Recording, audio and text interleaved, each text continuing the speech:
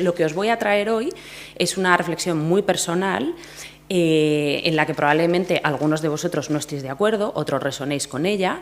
Maravilloso ambos planos, o sea, no pretendo, ¿no?, condicionar vuestra mirada. Y luego también que tengo 10 minutitos, ¿no?, entonces tengo que sintetizar mucho mis mensajes, ¿vale? Y quería empezar, me lo has puesto muy a huevo, Noemí, el tema de mirar a la luna, porque una de las grandes reflexiones, ¿no?, cuando yo empiezo cualquier proyecto, cualquier desafío, ¿no?, dentro de la compañía que lidero, quiero ubicarme, ¿no?, quiero ubicarme en el problema que tengo. Y todos estos problemas, ¿no?, son de alguna manera muy complejos, ¿no?, tienen una inmensidad potente, y yo creo que todos deberíamos ubicarnos ante cuál es el desafío que tenemos, ¿no?, para incorporar esa mirada femenina o ese liderazgo femenino o la posición de las mujeres en la sociedad que sea muchísimo más relevante, ¿no? Y pongo esta imagen de un cielo estrellado porque probablemente muchos de vosotros hace tiempo que no veis un cielo estrellado. A lo mejor en verano lo visteis, pero en nuestro día a día, ¿no?, pararnos a contemplar la inmensidad de las estrellas y lo sublime, ¿no?, que es esta foto de la Vía Láctea, lo hacemos poco, ¿no? Pero hay que contextualizar cuando vamos a plantearnos los retos, ¿no? Porque al final, ¿qué somos? O sea, somos un granito de granito, primero, que solo miramos el dedo, ¿no? Entonces ya ahí perdemos foco, que te mueres, pero segundo, que no nos ubicamos, ¿no? Nos creamos el centro del universo, y esto tiene un punto que ver con la sociedad que estamos viviendo, que también condiciona nuestra manera de pensar. Vivimos en una sociedad que es súper técnica, ¿no?, que le da mucha importancia a la mirada técnica, pero que además es solucionista. O sea, somos valiosos en tanto y cuanto aportamos soluciones.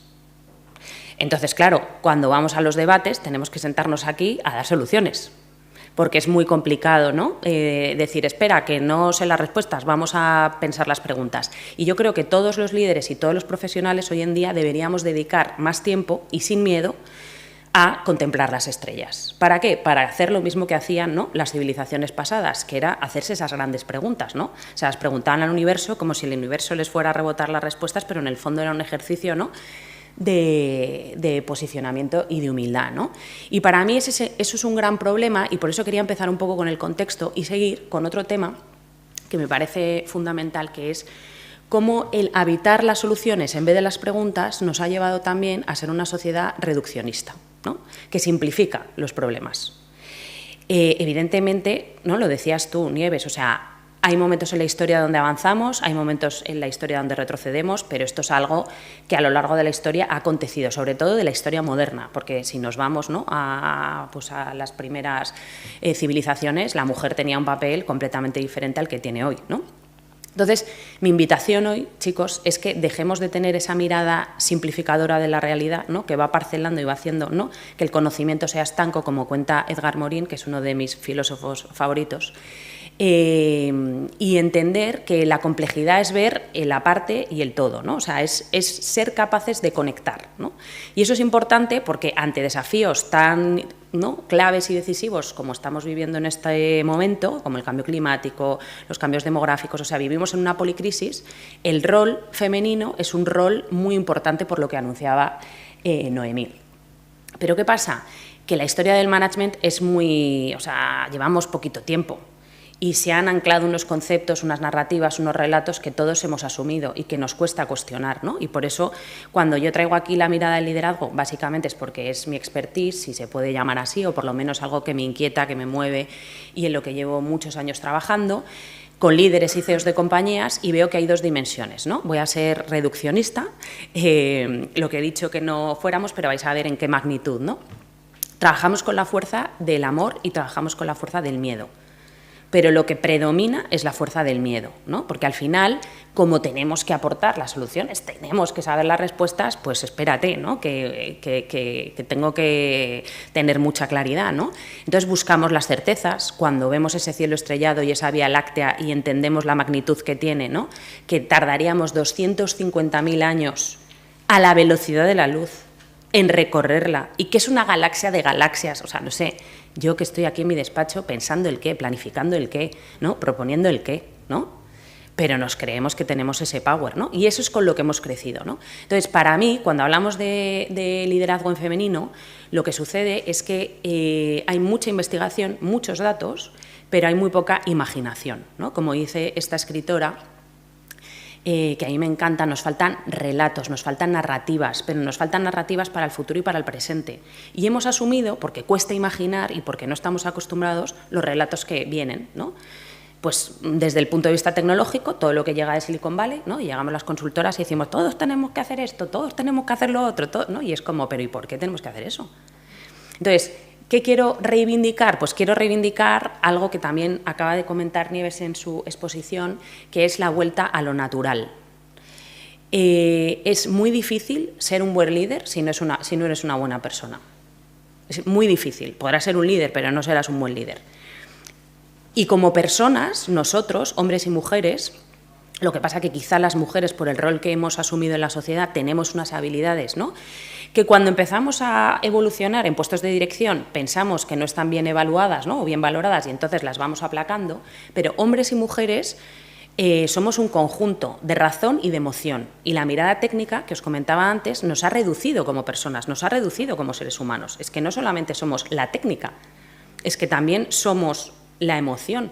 Pero no la emoción, ¿no?, de este sentimentalismo tóxico de es que yo siento, es que no, o sea, desde la profundidad, ¿no?, que realmente es desde el campo biológico, antropológico, psicológico, ¿no? Por eso el papel de las humanidades es tan importante y por eso trato de empujarlo en el ámbito corporativo, porque está fenomenal la certidumbre, está fenomenal los datos, están fenomenal las soluciones y no es una cosa o la otra, pero es una cosa y la otra, pero también está fenomenal lo inesperado, ¿no?, lo imprevisto, está fenomenal lo desconocido, ¿no?, está fenomenal el misterio, eso que nos genera tanta fricción, porque es que ahí es donde descubrimos cosas maravillosas.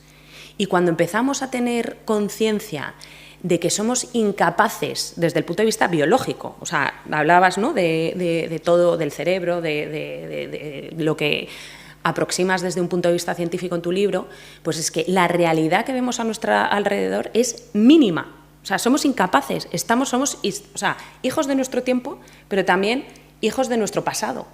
O sea, nuestros sesgos, nuestras creencias son las que nos ayudan a tomar las decisiones. Entonces, claro, ¿qué pasa?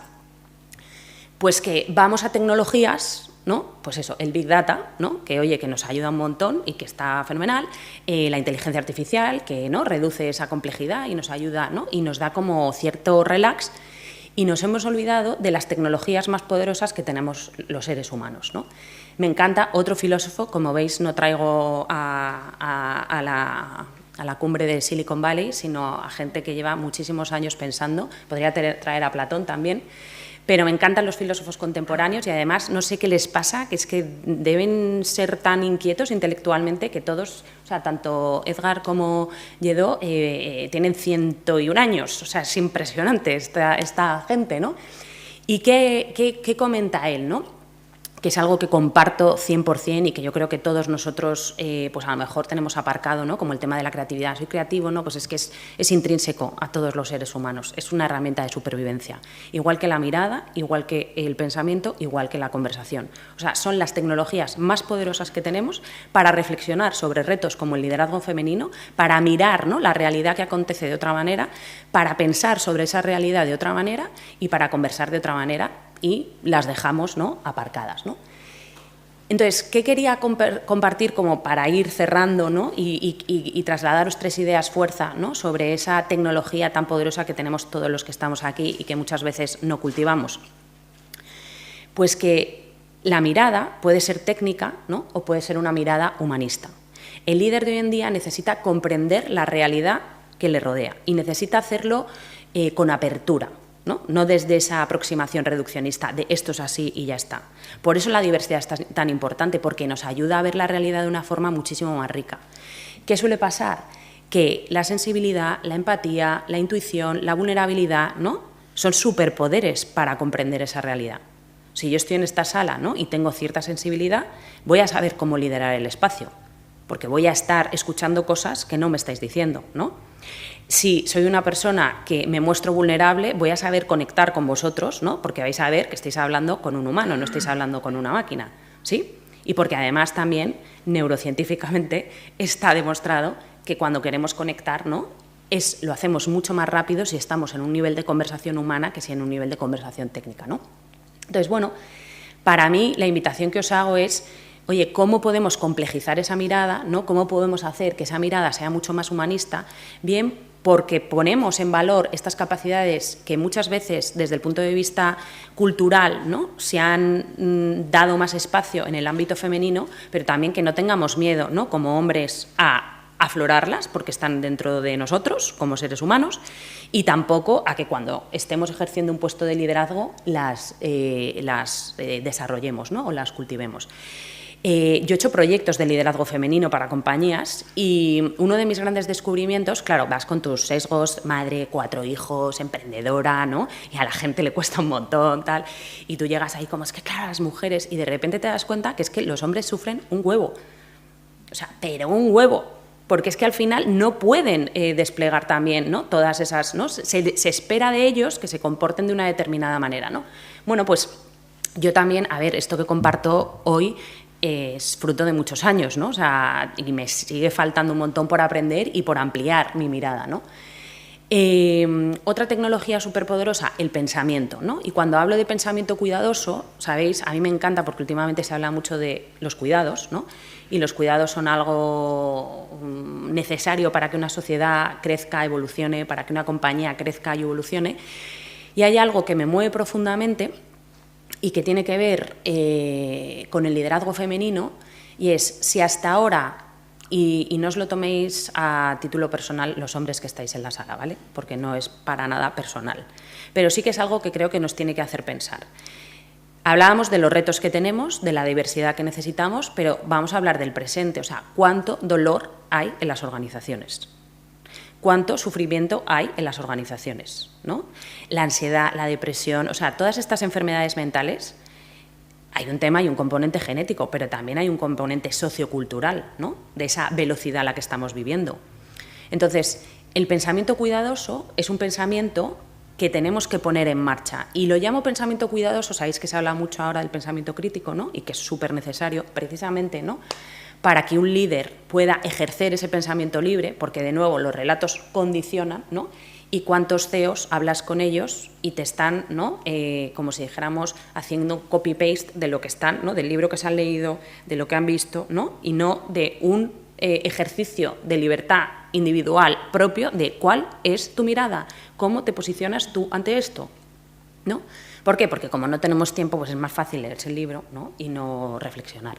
Pero cuando hablo del pensamiento cuidadoso, hablo de que tenemos que cuidar, ¿no? O sea, igual que como familias cuidamos, ¿no? a los que nos rodean, dentro de nuestras organizaciones tenemos que cuidar. Y cuidar no es ni ser ni madre, ni padre, ni ser paternalista, ni maternalista, ni hacer que la gente no sea válida por sí mismo. Es crear, ¿no? las circunstancias para que esa persona florezca todo el potencial que tiene, ¿no? Y cuando hablo de pensamiento cuidadoso, estoy hablando, a mí hay un filósofo, bueno, no es filósofo, psicólogo, que también me encanta, que se llama Matthew Lipman, y como al final, pues en la innovación, en el mundo en el que yo estoy, en la creatividad, ¿no? muchas veces también se tiene mogollón de sesgos.